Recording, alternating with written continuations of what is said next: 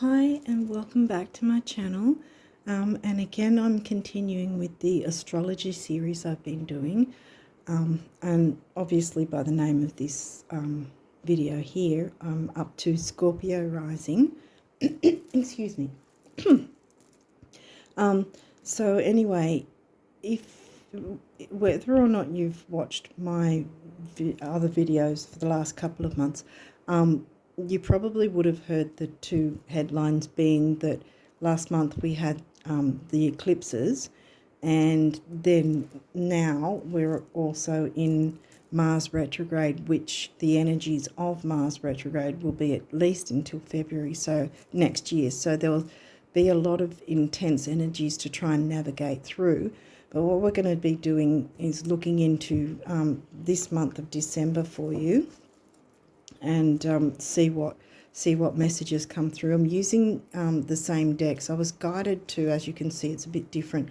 I was guided to pull some cards from most of the decks up until the numerology guidance cards. I'll have all the names of the decks in the description box. But yeah, the first four decks being the astrology to look into, and then the numerology guidance cards. And well, I was guided to do it, I thought, because it might save time. I thought it was because of that, but it seems that I've been going pretty badly at trying to make quick videos, so I don't think it was for that reason. I'm not entirely sure why I was guided to do it this way, but anyway, we're going with it. And after all of them, we'll be looking into notes from the universe on abundance, because we can always do with some abundance messages. And then we'll finish it off with some guardian angel messages for you guys to see what comes through for you for this month of December. Okay, so let's get into it.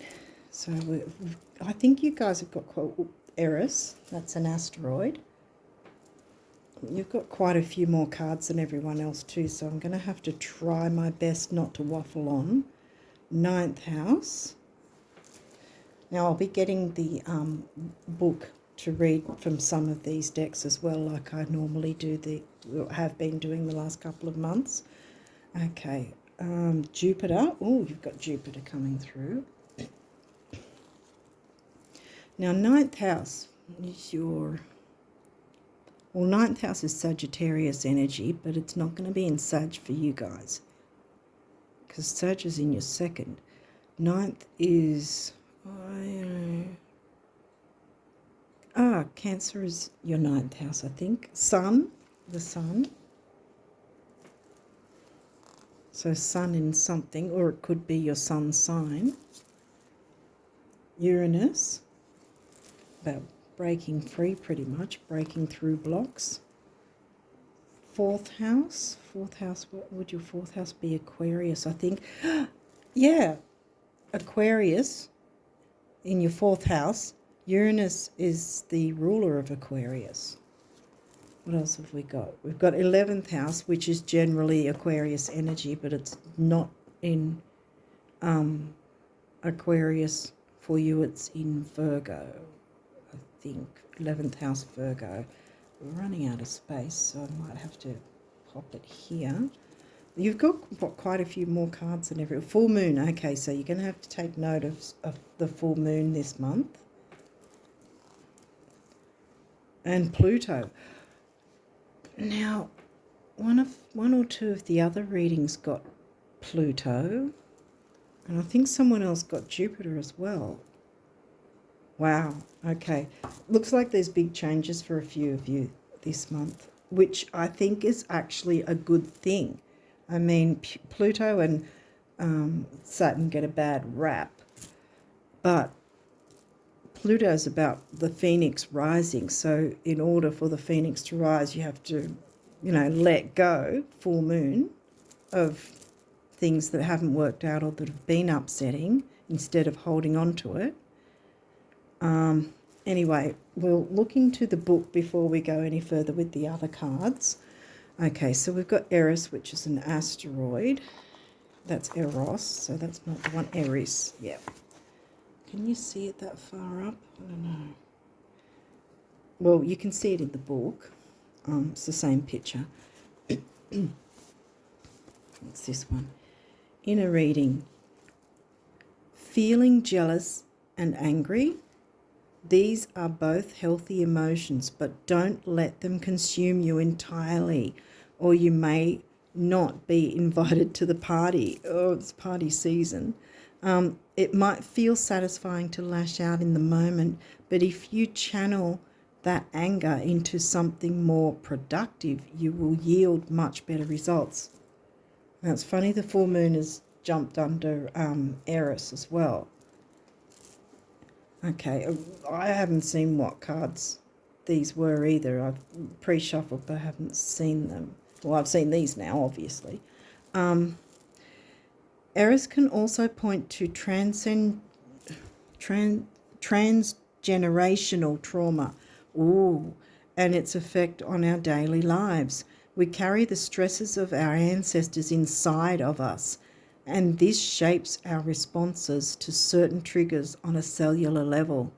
These traumas can be on an immediate family level, but also a societal level. Remember that the things you are feeling are valid. Your feelings are valid. I've got a feeling, though. Calling them feelings. I've got a feeling, though. I know this sounds a bit sort of difficult to start with, but I've got a feeling it's going to become not difficult for you very shortly, this reading. So we're looking up Jupiter. Ninth house is, like I said, Sagittarian energy, but it's not in Sagittarius for you. It's in, what did I say? Cancer, I think it is. Yeah. Okay, so we're looking at 9th, 4th, and 11th so far. We'll look up Jupiter. Jupiter is here. Okay, inner reading. A change in luck is coming your way and nothing can slow it down. Yay! If you've been going through difficulties, this relief can feel like it arrived in the nick of time. The faith in the idea that we do deserve good things can be a powerful manifestation tool. Yes, and this is why if you do moon work, make use of that full moon. This reading so far seems to be pointing to that, to let go of whatever has made you feel, or that you feel unhappy about, that you feel hasn't worked out. Make use of that so you can clear that and make room for the good.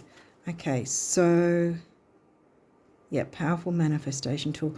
You are becoming a better version of yourself and positivity is radiating off you. Sharing this energy with others fosters discussion and the interpersonal connection that we all need. Jupiter takes your ideas and makes them bigger and better. Just don't become so rigid in your beliefs that you leave no room for critical thinking. Expanding knowledge requires questioning things, and we are not exempt from that practice. So yeah, questioning things. Uranus and Aquarius, they don't like to be told what to do. You know, Uranus doesn't like being told what to do and pushed around or anything like that. Uranus will do its own thing. Yeah, and what was it? It was questioning. Yeah, questioning things. Don't be afraid to question things. So I think you guys kind of hold your cards close to your chest, so to speak, you Scorpions. I'm not meaning that in a negative way. Now we look at the Sun, which is considered, again, in the chart as a planet. Where are you, Sun? Pluto. I think we're further out. Yeah. No, come on. Where is the Sun? He's here somewhere. Nope, that's Venus. Mercury. What am I missing? Sorry. I will find it. Mars, Jupiter, Saturn. Saturn hasn't come through. Uranus, Neptune. Well, where is... Sorry. Thinking out loud. I've lost the page. Where is the sun? So as far as I'm... it's in a different section. Ugh. Sun and then moon. Yeah, right. Yeah, makes sense. Sorry about that, guys. Try not to get annoyed at me. Mars is retro. Mars is retro. So, yeah, things are... see, Mercury is, yes, about the mind and communications, but Mars can be that as well. With all the stop-starting, because we are a communicative species anyway, so communication is a big part of our life. And that can go skew if even though Mercury's not the one retrograde, but Mars is, because frustrations with things stopping and starting, which is pretty much what I've been doing at this point. Things sort of getting sidetracked and stopping and starting. And okay. Anyway, sorry, guys. Okay, so inner reading, the sun. The sun is the most welcome and joyous card in the deck, and that's for tarot as well. His radiance and warmth gives us the confidence to be our best selves. From this point on, anything is possible. He reminds us that our best qualities have been there the whole time. Excuse me, sorry. Our best qualities have been there the whole time. We just needed the light to shine in our darkest corners. Too much sun, however, can be dangerous. At times it can contradict other parts of your nature. It can bleach and scorch them to the point where you think they may die, but they don't. Life is resilient and soon little bits begin to regrow. Even when the sun hurts us, we must remember that without it, we wouldn't exist at all. It is okay to throw up some temporary shade when you need relief, but don't hide too long or you will miss the golden opportunity. Yeah, I think, sorry about this. My throat's a bit, throat chakra, blue. There might be something to that. Yeah, I'm getting Cancerian. We'll see what else comes through, but Cancerians are the ones that usually scurry off and hide, but then I guess you guys can too, because like I said, you kind of hold your cards close to your chest. You're not like, say, Pisces, who's kind of nebulous and open and, that sort of thing. You guys sort of, can be very, what's the word for them? Not necessarily a negative thing, but you can kind of be a bit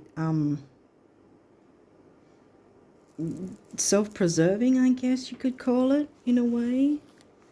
Anyway, we'll look up Uranus, which is over this way, in a reading. It is a time to do the unexpected, like I was saying earlier. Take a leap into the unknown with the arrival of Uranus. This card is all about rebellion. A little bit can be healthy. A little bit can be healthy, liberating even, but a lot can be devastating. The choice is yours and yours alone. Going against the grain in a world that wants us to conform just feels good sometimes. Approach solving a problem from a new angle. Sometimes taking a step back and observing a situation objectively gives you a fresh idea.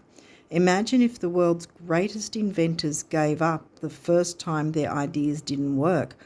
Yeah, we're getting Mars retro. Yeah, Mars hasn't come through, but we are in Mars retro right now. Imagine if the world's greatest inventors gave up the first time their ideas didn't work, or when their peers called them crazy. We would be missing all of these amazing things that shaped our lives. What contribution can you make to history? Uranus frees you of your limitations and preconceived ideas of what's possible. He is here to liberate you from the bonds of conformity. Yay. Oh, yes.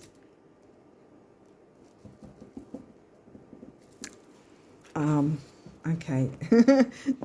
Sorry, I'm getting, okay, well, here's the thing. I have Pisces rising, so it's kind of, I will kind of get this sort of overexcited when things seem to connect together. You kind of know already about the houses. Again, Uranus energy, 11th house, which is not in your Aquarius, but in Virgo. But yeah, there's a lot of Aquarius energy going here. And what is your fourth is yeah, in Aquarius. Aquarius, in Virgo. Full moon. You have reached full illumination with this phase, and everything you have been working towards reaches the climax. This is where you realize that the journey is only half over. What goes up must come down. The positive cannot survive without the negative. That is just a fact of life. The plant you grew will soon begin its decay and subsequent death. And this is okay. This is all part of its purpose. Seeing and acknowledging our faults is the best thing we can do for our development. While it can hurt when we see our shortcomings, acknowledging them takes away their power. That's a pretty powerful statement right there. You don't need to let it have the power over you. You know, so it can be, I mean, acknowledging it, even, it doesn't necessarily mean you have to acknowledge it to anyone else, just to yourself, you know. That's usually, for those who do moon work, it's a personal thing, pretty much. You don't go saying to that many people your personal things that have upset you and what you want to release and so forth. It's quite a personal, emotional kind of, well, depends on the person, but it can be emotional as well, a time of when you're working with the full moon. The new moon's an easier,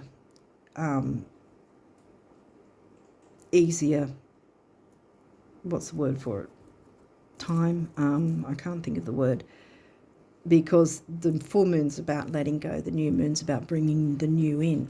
So now we've got Pluto, because remember we got Jupiter, and that was saying your luck's going to change. The sun, it could be whatever your sun sign is, or just simply that the sun is shining on whatever's going on, and this means you need to, you perhaps need to be more like an Aquarian, I guess, in a sense. Not that there's anything, I'm not saying anything bad about Scorpio, that's not what I mean, but in the sense of being okay to be different, daring to be different. Uranus, Aquarius energy, they don't care who thinks what kind of thing. If you're looking at just that sign alone and the planet, they're not interested in who thinks what about their crazy ideas, you know, or whatever. Like we just read before, there's a lot of inventors invented or things have come into the world that initially were scoffed at or seen as crazy, and yet it's changed our way of living, you know, in a good way. You know, there's been a lot of technology and inventions and so forth, and that's Uranus energy, you know, Aquarius, Uranus, and you've got this in spades. Let's see, Pluto. Spades. That reminds me of, you know, Pluto, Scorpio energy. Pluto in a reading points to a big change coming your way. Boom, yeah. It is likely an ending of some sort. Yep. This will feel like a sudden event, but if you look deep enough into your psyche, which you Scorpios usually don't have a problem doing, you're probably the best at it of all the signs. If you look deep enough into your psyche, you'll see that this was in the works for some time. This was in the works for some time. This death needs to happen to make room for new life. The initiation of a new cycle is painful, but fighting it will just drag those feelings out. Yeah, fighting it with the eclipse energy is just not going to work for us. If you have been waiting for a big ending or some type of monumental change to take place, know that it will be arriving shortly. Sometimes the anticipation of knowing that something out of your control is about to happen is almost worse than the actual event. Freedom from old structures and anxiety is a relief, and it is in that moment that you can begin to rebuild. Wow. So this is where I thought with the Uranus breaking free, Sun is always like in tarot. The Sun is usually a pretty good card to get, and the Sun is shining on the. There's my throat going again. The sun's shining on whatever's going on for you, and there's big change. Jupiter's got the luck here. Deal with past issues. Wonder if Chiron might come through or not, but it kind of has that feeling, or if you're into a past lives as well, might be a thing that's got a bit of residue for you that you might need to work on. It might not necessarily be what's going on in this lifetime, because I think, didn't that say generations that have passed, generational stuff that's been dumped on your generation. Okay, so we've got Virgo, and that's about health, duty, service to others. The energy around you is dutiful, hesitant, and humble, with a discriminating, diligent, and painstaking air. That's your 11th house, isn't it? Virgo's in your 11th house. What else has come through? Cancer. So that's the home and family. That's fourth house energy. Fourth house energy, which is in Aquarius, but Cancer is not in your fourth house. It's ninth. This energy is emotional, sensitive, caring, and loving. It may concern family, a mother, or a child. Okay. Ooh, so there might be something to do with family going on in here. What else have we got? Neptune, Pisces energy. I think the mention of Pisces was me, wasn't it? Talking about my... Okay. All right, Neptune. Your fantasies, yearnings, longings, and potential for illusion. Yeah, Pisces energy. Neptune can be nebulous and confusing. But, okay, what else have we got here? Scorpio, well, that's you. You know about this. This energy is intense, masterful, thoughtful, and magically charming, but also secretive and possessive. Okay, so what else now? The sun. Okay, the sun's come through twice. So either it's sun, wherever the sun is at the time, because it will be moving from Sag to Capricorn. Ninth house, Sagittarius energy. We haven't had anything Capricorn yet. But it could be, again, it could be your sun sign that this is reiterating, or it's reiterating the fact that the sun is going to be shining on your life. Neptune's doubled up again too. Okay. Neptune's, like I said, nebulous, but there's good, like spirituality. What does it say here? Imagination, memories, the subconscious, that's also a Scorpio thing, self-sacrifice, ideals, universal love, visions, meditation, spirituality, compassion, empathy, fantasies, escapism, that's the negative side of Pisces, Neptune, the ether, enchantment, confusion, another negative one, veils, magic. But like I said, I don't think that you need to worry about the negative parts of it. I think that, well, you don't need to worry anyway. Leo, right? We've got Leo energy, 5th house, Leo energy. Leo is not in your 5th house. What's in your 5th house? Pisces is in your 5th house. Neptune rules Pisces. Okay. What house is Leo in? Leo's in 10th house for you. Okay. Expressive. I know, see, the sun is the ruler of Leo as well, and you've got the sun twice. Expressive is Uranus, Aquarius energy, 11th house. So see how that all connects? Expressive, creative, loving, playful, warm, overt, self-confident, flirtatious, glowing, bedazzling, extroverted, vital, guileless, egotistical, juicy, proud, trusting, excessive. Creative is also a thing with Leo. Okay.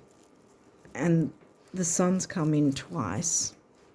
Again, there could be a couple of levels to that, whether it's your actual sun sign or what specific sun, where the sun sign is.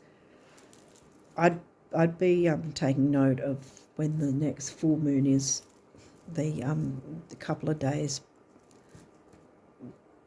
Yeah, maybe a couple of days prior to the full moon and after the full moon as well. So within about a 4-day time frame with the full moon in the middle, I think take note of that as well. Maybe debilitated. Okay, well this particular deck has reversals if you haven't watched these videos before, the one from the other months. Venus is also known to bring good luck and love and all that sort of thing. Luxury. You don't have second house or Taurus yet. Capricorn. So we did have Capricorn come in, and it's upright, so it's the gift one. Because in the guidebook it'll have, if it's in reverse it'll be the challenge, and if it's upright it's the gift, and you've so far got gifts. It's a season of gifting. I don't know if you're into Christmas or not, but yeah, it's that season where people seem to be more giving and everything. Progressions, again, journey. Yep, that sounds like Sag, 9th house, Jupiter. Oh, okay, 9th house in reverse challenge mode.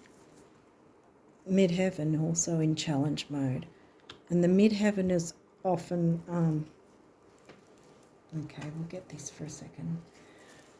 The midheaven will always be up here somewhere around the 9th or 10th house, depending on the chart. 9th or 10th house, depending on where you get your chart generated. And that is about your work life, which we've got, where did we get? We got Capricorn, which is career and work. And it's in the challenge position. And opposite, right opposite will be your home life. Work life, home life. That's, yeah, if that makes sense. So we'll look into the book. Okay, we've got debilitated in the gift position, so it might not be as bad as it sounds. Okay. So that's this card. Okay. So gift. You are being challenged to grow in ways you can't predict. You are being asked to diversify, stretch and strengthen your weak muscles. Only you can decide if it's time to take that challenge.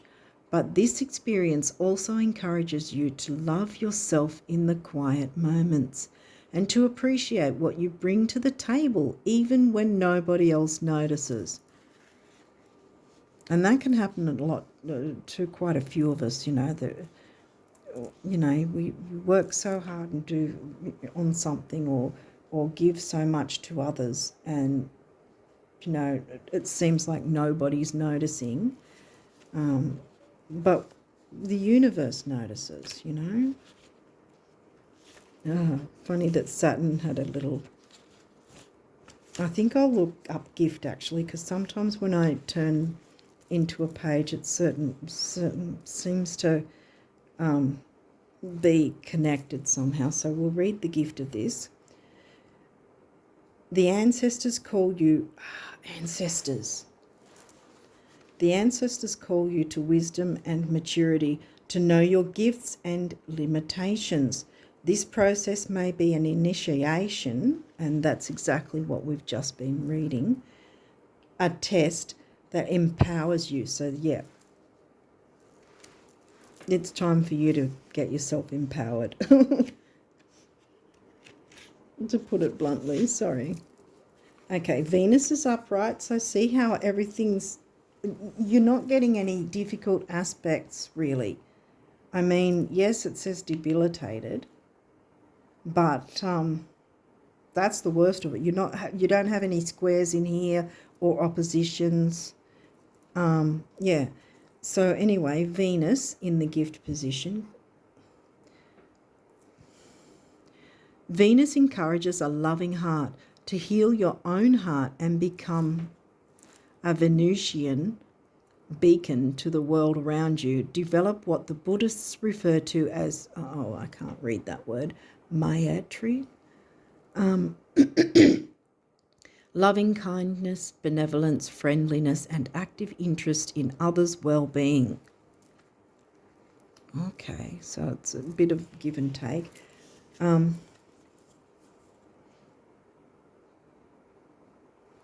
Capricorn. Now this is also in the gift position. What are you? Number 10. Oh yeah, 10th house, of course. 10th sign. Okay. 10th sign if you do tropical astrology. But if you don't, if you add a fucus, it's the 11th sign, I think, or something. Okay, so this is in the gift.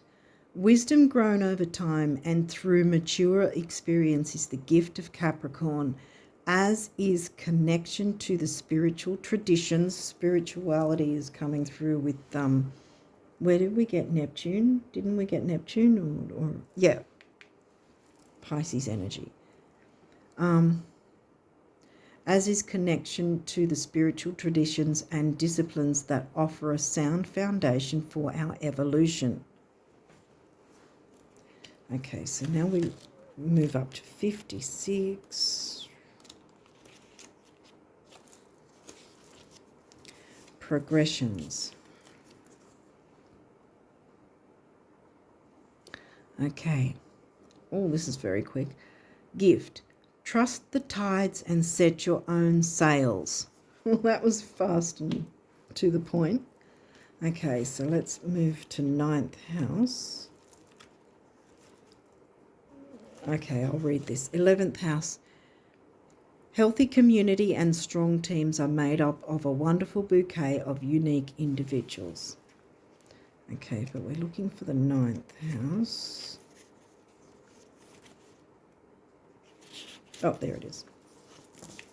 Now it's in reverse, so this is it upright.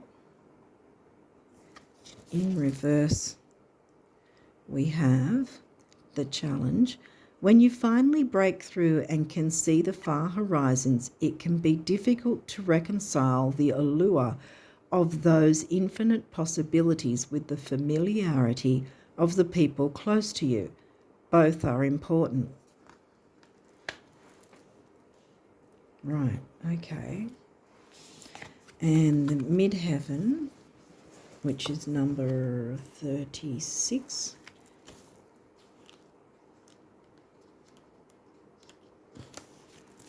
And that's about your work life usually. But it's in challenge, so let's have a look. Oh, did I show it up right? I don't think I did. But it's in reverse. Traditions, other people's expectations, or your family history may be complementary to your idea of your own potential, or they may be hurdles to overcome as you find your true path. Yeah, the sun.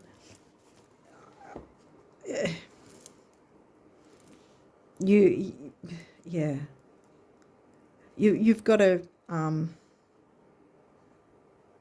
okay, there is a certain amount of balancing of other people around you, and maybe to do with your family and a mother figure.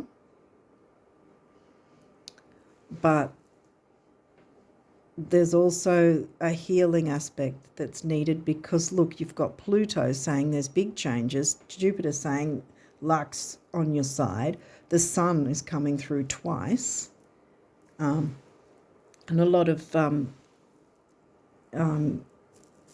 Aquarian type energy. You've got your Aquarius in your 4th house, isn't it? Uranus is the planet that governs Aquarius, and your 11th house, which is Aquarius energy, is in Virgo, which also Virgo came through, didn't it? So yeah, there. Hopefully this makes sense, but I think don't be afraid to branch out on your own, as long as you're not running roughshod over people or things, situations, whatever, because Mars usually likes to plough forward, but when it's retrograde, it's more wanting you to be a bit more Saturnian, so you can still move ahead, but not charge forward kind of thing. Clear that any past debris, which I've got a feeling is not yours, so to speak, as in it's been dumped on you over generations, I think, and try and work some of that with the full moon. If you don't do moon work, just take notice of when the full moon is and just see what is happening for you around that time. Yeah, but look, you've got good luck, big changes, and it's asking you to, yeah. Leo, where's Leo again? Leo's your 10th house. That's a Capricorn, so that's also come through.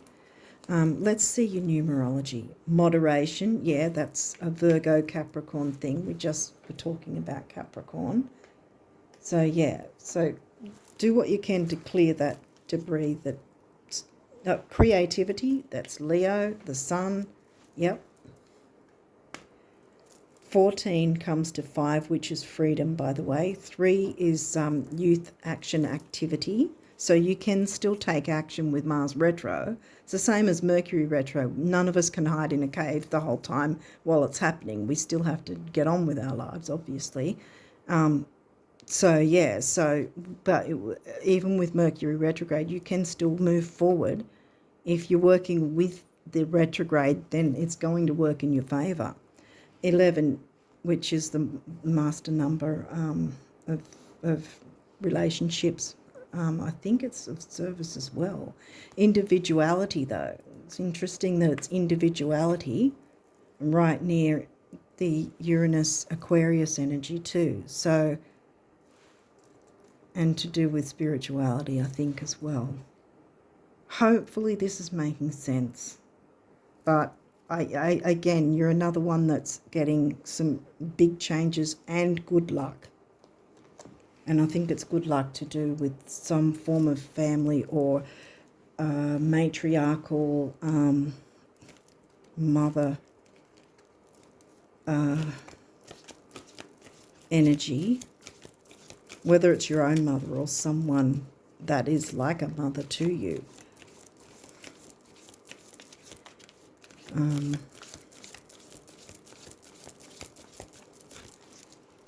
But there's the sun, creativity. Creativity is coming through. So it's asking you to be creative, for sure. You can still get ahead. And Neptune's come through twice. So as long as you don't let your head go into the ethers, because I can say that because I have Pisces rising, and that's often, I have to ground myself, so I'm not having my head in the ethers all the time. Okay, so the secret to getting rich is knowing that you already are and then acting like it. Do tell me, who manages your assets and those gems? Are they real?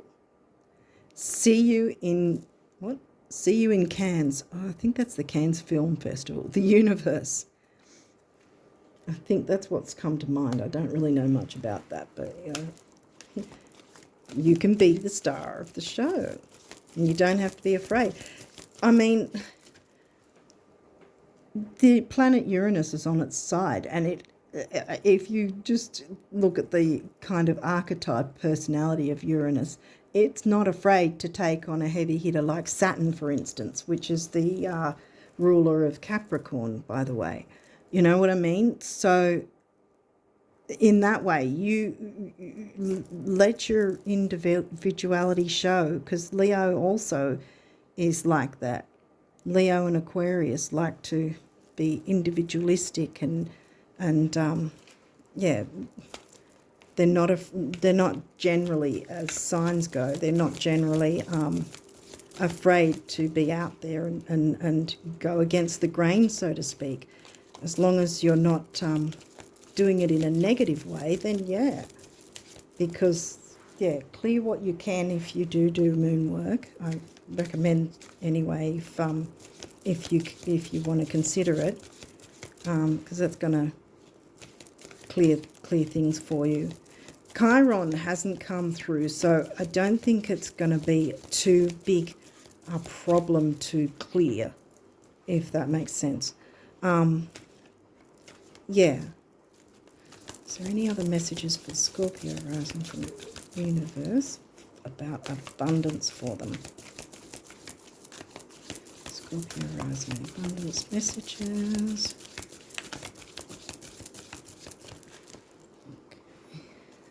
Okay. One more turn. Anything they need to know for abundance in December for my Scorpio rising friends.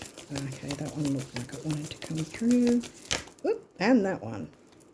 Well, I'm pulling this one because that got my eye and that's turned itself over. So let's have a look at this. Which way are we going?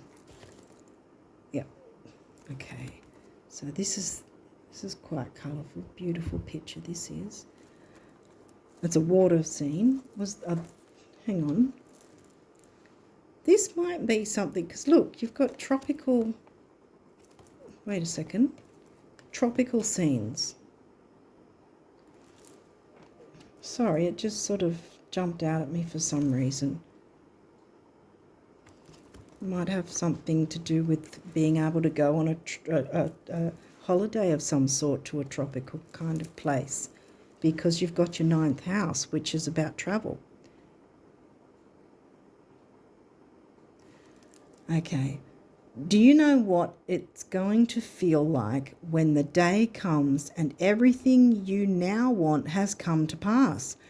When you're living in total abundance, in perfect health, looking fabulous with friends and laughter wherever you go, it's going to feel like, yeah, well, of course, it's going to feel great. That's how much I know you, the universe. So the universe knows you're going to feel good about things. And I think, yeah, give yourself a holiday, even if it's not a physical one, an emotional one. Not so much of the heavy-duty worrying. I don't think this is, I think you're going to have a good month. You've got luck on your side. You've got another water scene here. And look, the rainbow colours as well. I don't know if it's clear in the camera, but anyway. Okay, so have you wondered if, when you just close your eyes, take a few minutes and redirect your thinking, the monsters might shrink, the grins might grow, and the floodgates might begin trembling again? And then it says, try it, except when driving the universe. So yeah, it's about have faith that things are actually going to really improve for you. Because you've got a lot of cards that are showing that, and you don't have too many difficult ones. And like I said earlier, you don't have any aspects like a square or an opposition. So, ooh. Okay, so we've got a couple of cards that dropped. So that they jumped, and we have relax. Depending on the time, I might see if there's enough time to have any more cards. But relax. There is plenty of time to do and achieve all you desire. Achieve the 10th house, Capricorn. Place your hands gently on your heart and allow your breath to guide you to a quiet space within. Imagine yourself bathed in golden light flowing from the eternal heart of God. I, your guardian angel, am with you. Allow me into your heart. You will accomplish more by focusing on that which is most important in life, love. And then love. Okay. Negative thoughts and feelings are sabotaging your pursuit of happiness. Don't let yourself get caught in the drama. We, your angels, are here to help you heal. Allow our healing light to flow through your heart. Consciously infuse each negative thought or feeling with love and light. Feel both your heart and mind aligning to your soul's sacred purpose, and unleash your divine potential through the power of love. Wow. Don't know if there's enough time to do any more, because I've had the phone cut off before. But yeah, I think that I might just see if there's any others that, oh, there is, want to come through. Okay, so hopefully it won't cut off. We'll see. Get a bit scared. Prayer. Okay. And compassion. Dear God, help me always to remember that this present life is but a fleeting moment within eternity. Help me always to remember that this life is but a dream. Help me always to remember that you exist within everyone and everything. Help me always to remember that love is all there is and all else is an illusion. Thank you. And the last one is compassion. Dearest one, be compassionate towards yourself. Yeah. Surrender the self-criticism. That's a Virgo thing. Virgo's right near Scorpio right there too. Surrender the self-criticism and fear that has you believing you need to improve in order to be worthy. You are perfect just as you are. The only thing that needs to change is your perception. You will come to realize the jewel you are when you love and love and honor yourself as you are. Yeah, that's where the love is coming in, I think. The self-love. Yeah. Love yourself enough to allow yourself to be the individual in moderation. Bring about your creativity. And don't be afraid to be different. Because variety is the spice of life, they say. And on that note, I really wish you all the best for December. And you've got your good luck here, and big change is coming, and you don't need to fear it. If you do moon work with the coming full moon this month, and it's not, I don't think it's going to be a lot that you'll need to deal with in that sense. It's just something sort of quick, deal with it. Okay, it's done. Now you're open to all the wonderful things coming your way. Okay, with that, I wish you all the best for this season. And if you celebrate Christmas, have a Merry Christmas. And I hope it's a happy, fulfilling one for you. And until next time, take care and bye for now.